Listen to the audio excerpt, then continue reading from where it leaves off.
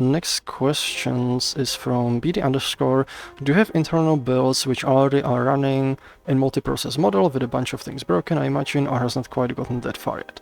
It hasn't gotten that far yet because in order to be able to do multi-process architecture, we need to like rework some of the systems. We did reworked the particle system, but another thing that's blocking it is the audio system, which is, you know, something that's being worked on right now. And since that isn't finished, we literally can't make the multi-process architecture.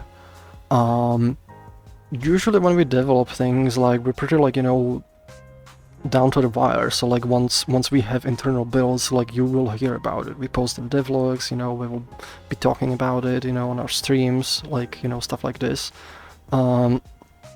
So yeah, those builds don't exist yet. They cannot exist because we're still working on things that are necessary to make those builds possible in the first place. And until those things are done, we cannot really make those builds either.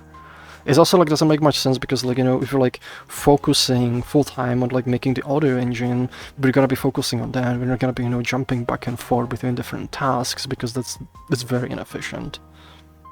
Like, you know, it's trying like to juggle too many things, and you can end up with a situation where, like, you know, like if, say, and I'm not giving any specific, like, you know, numbers, but say you have two things, each one of them takes 2 months to do on its own.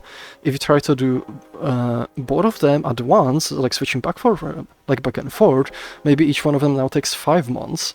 So now instead of 4 total months, if you try to, like, you know, go back and forth, now it takes 10 months. So it's not a very efficient way to kind of go about it.